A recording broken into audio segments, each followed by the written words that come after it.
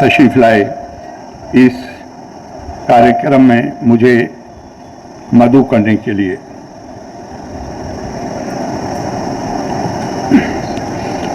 हमारा संविधान दस्तूर,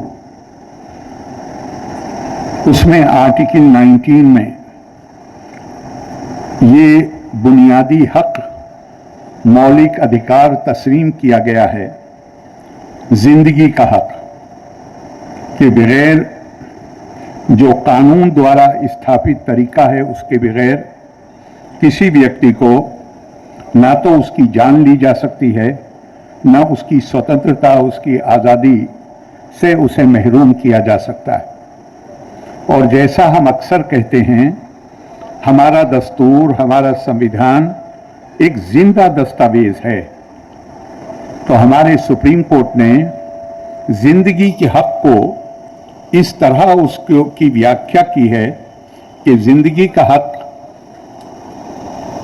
का मतलब है कि हुकूमत की ये जिम्मेदारी है, समाज की जिम्मेदारी है कि हम वो माहौल बनाएं जहां इंसान सेहतमंद रह के अपनी जिंदगी गुजार सके।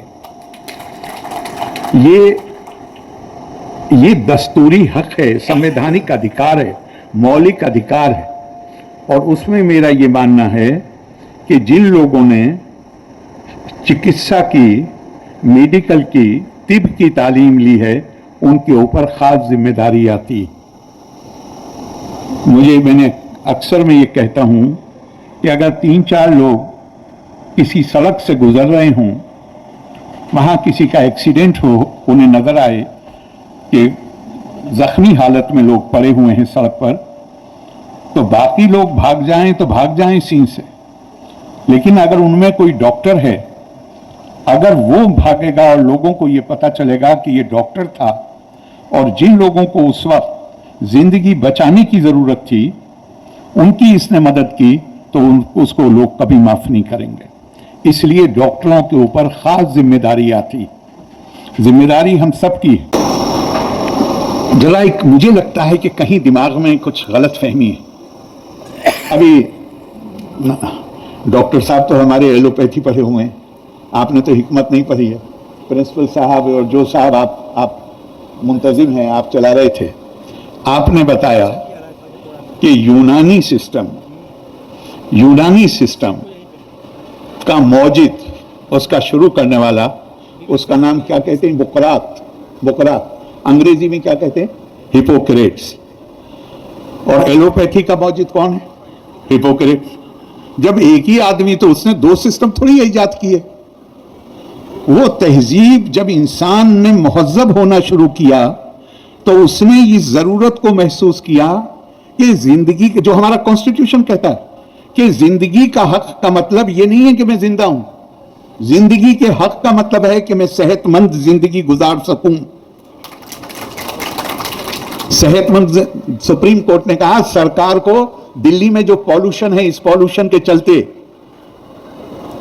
जो पर्यावरण की समस्या है, इस पॉल्यूशन के चलते सेहतमंद जिंदगी नहीं गुजारी जा सकती। सरकार को निर्देश दिए कि इसको, ये जो प्रदूषण है, इसको नियंत्रित कीजिए। तो जब एक बचपन में मैं, जो चीजें आमतौर से माँ बाप मुझे खाने के लिए देते हैं वो उससे मुख्तलिफ होती हैं जब मेरी उम्र बढ़ने लगती है। जब एक ही आदमी मौजूद है तो उसने 2 सिस्टम थोड़ी बनाए, उसने तो शुरुआत करी। अब जिन लोगों ने, जहां उसने शुरुआत करी, उन्होंने उसको सफर का आगाज माना। ये हमारी यात्रा की शुरुआत है, अब हमें आगे बढ़ना है। पर खास जिम्मेदारी आती, और ये हम अपने दस्तूर के, संविधान के तकाजों को पूरा करेंगे। माननीय राधा मोहन सिंह जी, जिन्हें मैं भी बिहार आने से पहले केवल इस तरह जानता था कि वो भारत के बड़े सफल कृषि मंत्री थे, लेकिन वो उनकी कृषि मंत्री की सफलता कुछ भी नहीं है उसके सामने जो मैंने उनका सांसद का रूप देखा। और मुझे पक्का यकीन है कि अगर दिल्ली में पार्लियामेंट में लोग आके मोतिहारी कॉन्स्टिट्यूएंसी को देख लें और इनका जो इस तरह का संबंध है अपने मतदाताओं से, अपने क्षेत्र के लोगों से, चाहे इनको वोट करते हो चाहे विरोध करते हो, जैसा संबंध है, तो मुझे जरा भी शुबा नहीं है कि इन्हें आदर्श सांसद घोषित किया जाएगा। और मैंने चूंकि बड़ी कम उम्र में अपना संसदीय जीवन शुरू किया, 26 साल में विधायक था और 29 साल में पार्लियामेंट में पहुंच गया था, तो मुझे उन नौजवान एमपीज का ज्यादा ख्याल आता है जिनके पास तजर्बे की कमी होती है, जो नए नए पहुंचते हैं कम उम्री में।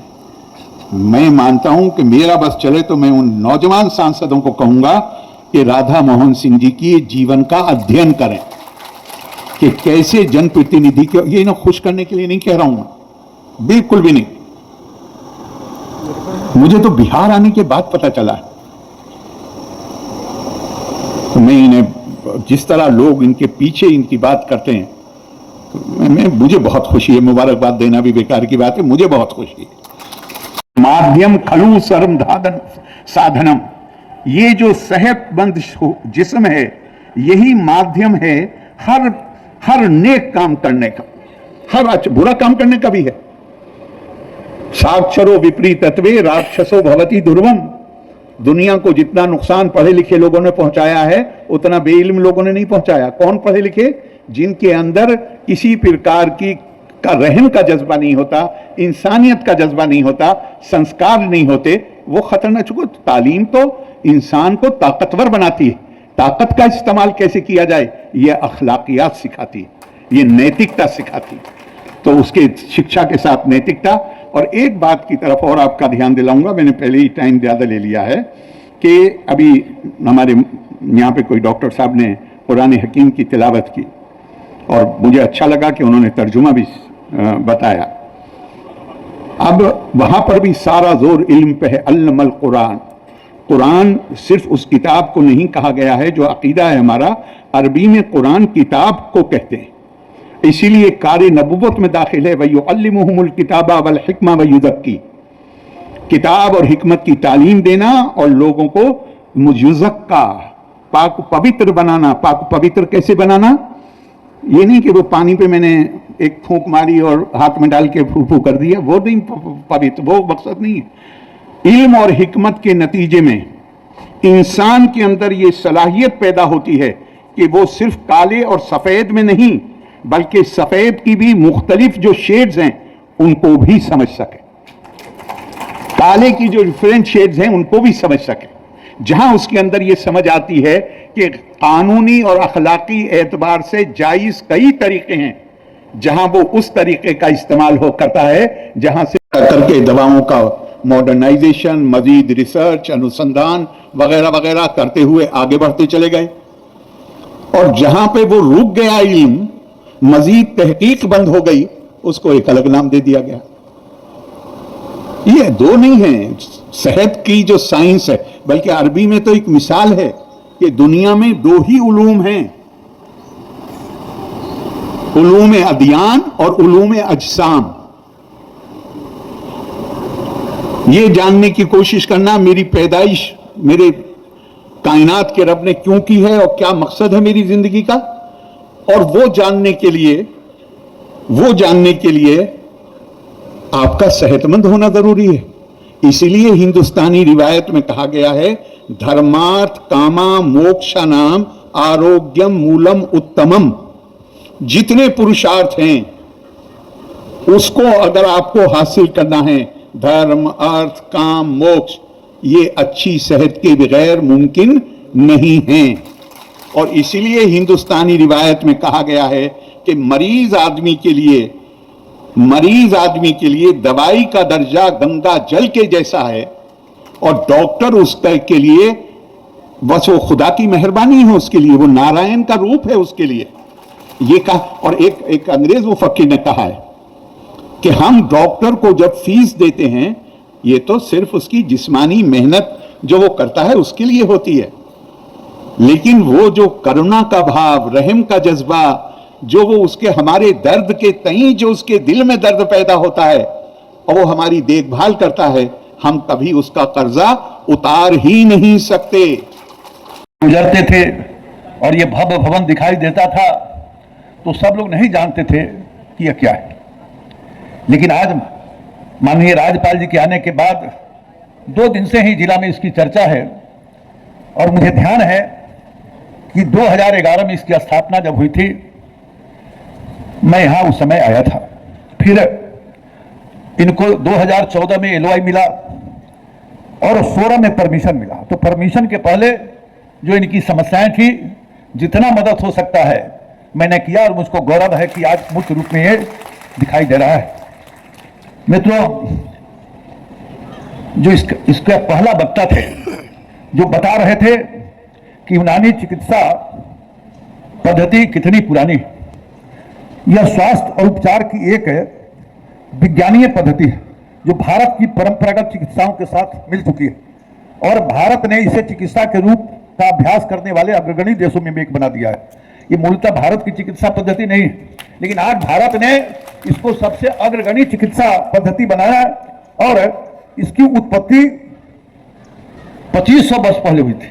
ये बहुत पुरानी चिकित्सा पद्धति है और हमारे देश के अंदर जब अंग्रेज आए तो जो भी यहाँ लोग रहते थे उनके जो पुरानी विरासतें थी उसको समाप्त करने के लिए कोशिश शुरू किया। उसके लोगों का सोच था कि हिंदुस्तान को ज्यादा दिन गुलाम बना के रखना है, तो यहाँ का जो मूल सोच है किसी भी समाज का उसको समाप्त करो, तब इसको ज्यादा दिन तक हम गुलाम बना के रख सकते हैं। तो उस दौरान एक बड़ा झटका लगा और 2 शताब्दियों तक 200 वर्षों तक अंग्रेज यहाँ था, उपेक्षा का सामना करना पड़ा। लखनऊ में अजीजी परिवार, दिल्ली में शरीफ परिवार और हैदराबाद के निजाम के प्रयासों के कारण ब्रिटिश काल में भी यूनानी चिकित्सा पद्धति का अस्तित्व समाप्त नहीं रहा, जिंदा रहा। ये 3 व्यक्तियों के महान प्रयास थे। और इतना ही नहीं, तो जो चर्चा कर रहे थे हमारे वक्ता कि इस प्रणाली के पुनरुद्धार के लिए हकीम अजमल खान जी की महत्वपूर्ण भूमिका है, इसकी चर्चा कर रहे थे। 1916 में एक आयुर्वेदी और यूनानी तिब्बतिया कॉलेज और 1911 में हिंदुस्तानी दवाखाना की स्थापना इन्होंने की थी अजमल खान साहब ने, और उसका उद्घाटन 13 फरवरी 1921 को स्वयं महात्मा गांधी जी ने किया था। तो इसका एक गौरवशाली इतिहास है मित्रों। लेकिन हम गुलाम थे, मुगलों ने गुलाम बनाया, अंग्रेजों ने गुलाम भी, उनके मानस पुत्रों ने भी हमको गुलाम बनाकर रखा। और जो हमारी जो भारतीय पद्धति, गांव की पद्धति, सामान्य आदमी की पद्धति जो अंग्रेजों ने जो समाप्त किया, जिसमें यूनानी को भी समाप्त किया, मोदी सरकार आने के बाद आपने देखा होगा कि 14 में भारत के प्रधानमंत्री श्री नरेंद्र मोदी जी द्वारा आयुष विभाग को मंत्रालय का दर्जा मिला। उसके पहले इसके लिए कोई मंत्रालय नहीं था। हम निश्चित रूप से आप सबकी ओर से मोदी जी को बधाई देना चाहेंगे। और इसके बाद इन पद्धतियों को और विशेष रूप से यूनानी चिकित्सा का विकास पूरी दुनिया जान रही है कि हम टॉप में हैं। 14 के बाद जो मोदी जी ने इस दिशा में काम किए हैं, वर्तमान में भारत उन अग्रणी देशों में से हैं जो यूनानी चिकित्सा पद्धति का अभ्यास करते हैं और जो यूनानी शिक्षा, अनुसंधान और स्वास्थ्य सेवा पर ध्यान केंद्रित करने वाले संस्थानों की संख्या, ये आप देखेंगे, आंकड़े देखेंगे तो 11 वर्षों में इससे संबंधित संस्थानों की बड़ी संख्या स्थापित हुई है। निरंतर उपेक्षाओं के बावजूद यूनानी चिकित्सा न केवल बच गई है, बल्कि यह चिकित्सा की अन्य प्रणालियों को पूरी तरह से अब सप्लीमेंट्री का काम कर रही है। संपूर्ण मानव शरीर के रोगों का उपचार यूनानी चिकित्सा पद्धति द्वारा किया जाता है। यूनानी चिकित्सा लीवर, त्वचा और कई प्रकार की प्रतिरक्षा संबंधी विकारों के दीर्घकालीन रोगों के उपचार के लिए अत्यधिक प्रभावी सिद्ध हो रहे हैं।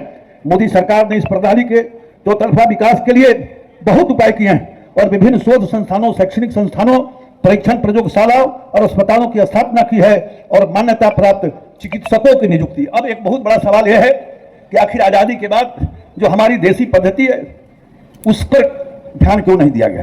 एक कॉलेज तो बन गया, मंजूरी तो मिल गई, लेकिन विद्यार्थी कितना आते थे और क्यों आते? नौकरी नहीं मिलती थी। मोदी जी ने जो यूनानी पद्धति है, जो अन्य होम्योपैथी पद्धति है या आयुर्वेदिक पैथी है, मोदी जी ने इसके जो अब डॉक्टर निकल रहे हैं उनको भी एलोपैथी के बराबर दर्जा है। अब इनकी भी नियुक्ति हर जगह की गई। हमारे पार्लियामेंट के अंदर सिर्फ एलोपैथ के डॉक्टर बैठते थे, उसका मेडिकल स्टोर था, लेकिन अब जाइएगा तो वहाँ होम्योपैथिक, यूनानी, आयुर्वेदिक तीनों पैथ के डॉक्टर बैठते हैं और उनका उसमें लैब है और हम लोग डॉक्टर को दिखा के वो दवा लेते हैं। तो निश्चित रूप से अंग्रेजी दवा से ज्यादा अब आयुर्वेद, यूनानी और होम्योपैथ जो हमारे संस्कारगत जो औषधि पद्धति है उसका महत्व बढ़ता जा रहा है और उसका परिणाम यहां भी देखने को मिल रहा है कि मोदी जी ने जब ये घोषणा की 14 के बाद, तो आज मुझे ये गौरव हो रहा है। पहले तो एडमिशन भी क्या होता था, बड़े बड़े कॉलेज में कि जो पैसा देता था, डॉक्टर का बेटा डॉक्टर बनता था, पैसा वाले का बेटा डॉक्टर बनता था।